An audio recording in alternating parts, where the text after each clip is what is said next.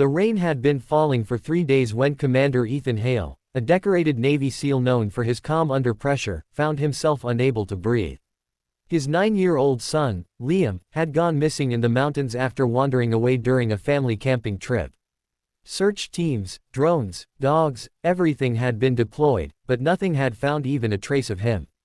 Ethan had jumped from helicopters into enemy lines, swum miles in darkness, and survived explosions, but this helplessness, was the first thing that ever truly broke him. His uniform was still wet from the storm when he stood beside the rescue trucks, staring at the forest that had swallowed his son. His wife, Emily, leaned against him, sobbing silently. He held her tightly, but his eyes, those warrior eyes, looked defeated. "We're running out of time," a rescue officer whispered to another, not realizing Ethan could hear him. The words shattered something inside his chest. Just then, through the mud and puddles, a little girl about 10 years old walked toward them. She wore oversized boots and a pink raincoat that was too big for her, as if it belonged to an older sibling. Beside her walked a small, scruffy brown dog with alert eyes and a tail that wagged at every stranger. Ethan barely noticed her until she stopped right in front of him. She looked up at him with eyes too calm for a child. "Sir, my dog can find your son."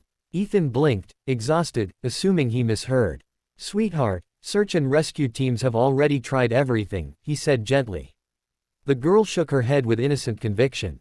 "They're not him. Milo finds people nobody else can." The dog, Milo, stared at Ethan as if understanding every word. Emily wiped her tears. "Where are your parents, sweetie?" The girl lowered her gaze. "My mom's at the shelter. I live nearby. They let me help sometimes." "Milo helps too." A search officer approached and shook his head. "Sir, we can't rely on a random dog. We have trained K9 units." But Milo stepped forward, sniffing Ethan's jacket, the same jacket Liam had fallen asleep against the night before he disappeared. The dog's ears perked. He barked sharply, tugging at the fabric as if urging Ethan to let him try. The girl's voice didn't waver. "He smells your sadness. And he smells your son." Ethan knelt, placing his hands on Milo's head. War had taught him to read eyes, human or animal. What he saw in Milo was not confusion or excitement.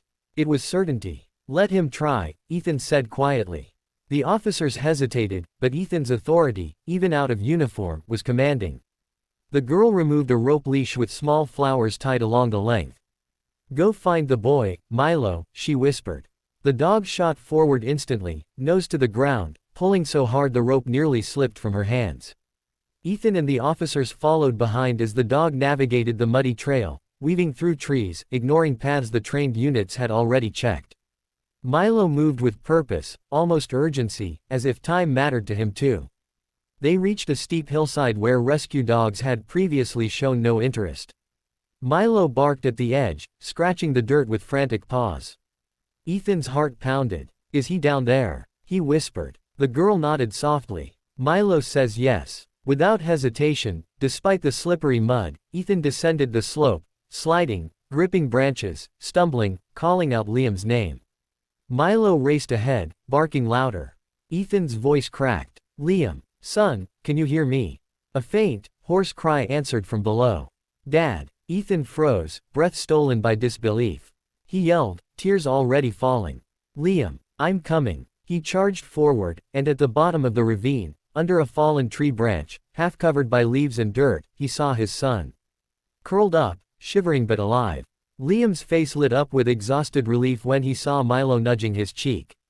"Daddy, the dog found me," he whispered. Ethan gathered him into his arms, pressing his forehead against his son's. His voice broke. "I've got you, buddy.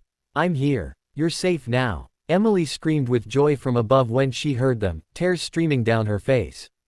Search teams scrambled down to help. Radios crackled with urgent but relieved voices.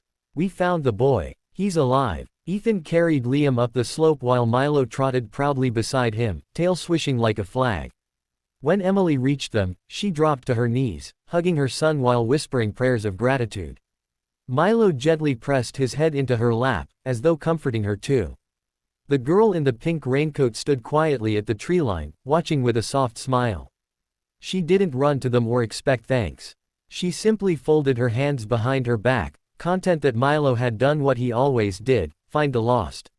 When Ethan approached her with trembling gratitude, she looked away shyly. You don't have to say anything, sir. But Ethan knelt before her, taking her small hands in his. You saved my son. You saved my family. I don't know how to thank you. She shrugged with a humility that pierced his heart. Milo doesn't like when people cry. He always helps me find things when I lose them. Even the big things. Ethan asked softly, Your mom, you said you live at a shelter. She nodded. It's not bad. But sometimes it's scary. Milo keeps me brave. Ethan looked at Emily, who was still holding Liam tightly. Emily met his eyes with unspoken understanding. She walked to the girl, placing a gentle hand on her cheek. What's your name, honey? Annie. Emily smiled warmly through tears. Annie, you and Milo just changed our world. Annie looked confused. We did. Ethan said, yes. And we want to change yours too. The rescue team began clearing out, but every officer kept glancing back at Annie and Milo, the miracle duo who succeeded where high-tech equipment and trained units failed. Later that night, at the temporary command camp, Ethan brought Annie a warm meal. She hesitated before eating, as if not used to being served. Milo sat by her feet, munching on a piece of chicken Ethan had given him. Emily wrapped a blanket around Annie's shoulders. You're safe with us tonight. Annie looked at the ground. But the shelter, they'll be waiting. Ethan spoke gently. We visited them. They know you're with us. They agreed it's okay. Annie's eyes widened. You told them. Emily nodded. And we told them something else too. Annie frowned curiously. What? Ethan exchanged a glance with his wife. He took a breath. We want you to stay with us. Not for a night. For as long as you'll let us. You and Milo. Annie froze, unsure if it was real. You want us. Both of us. Emily knelt, pulling Annie into a warm embrace. You're a hero, sweetheart. And we don't want you to ever feel alone again. Milo barked happily, tail thumping the tent floor. Annie's voice trembled as she whispered, Nobody's ever wanted us before. Ethan placed a firm hand on Milo's head. Well, we do. A week later, paperwork completed, Annie and Milo walked into their new home for the first time. Liam ran to them, hugging Milo first and then Annie. You found me, he said softly. So now I'm gonna help you find happiness here. Annie cried, quiet tears of relief, joy, and disbelief, as Emily held her and whispered, This is your home now. Milo curled up beside Annie's feet as if claiming the house for both of them. Ethan watched from the doorway, overwhelmed by the miracle that had unfolded, the miracle delivered not by soldiers or technology but by a little girl in a pink raincoat and her faithful dog. That night, as the family sat together by the fireplace, Annie leaned her head on Emily's shoulder and whispered, Do you think Milo knew this would happen? Emily smiled. I think Milo just wanted you to find your forever family.